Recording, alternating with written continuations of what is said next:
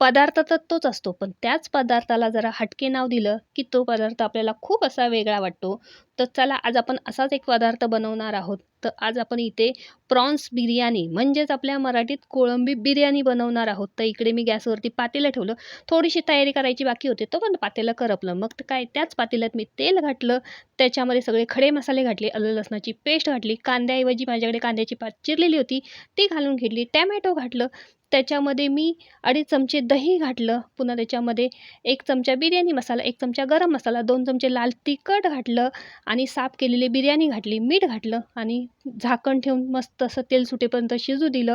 पुन्हा इकडे जीरा राईस शिजवून घेतलेला होता, तो त्याच्यावरती घातला. त्याच्यावरती पुदिन्याची पानं घातली, कोथिंबीर घातली आणि झाकण ठेवून 5 ते 7 मिनिटं मस्त अशी ह्या बिर्याणीला मी वाफ दिलेली आहे.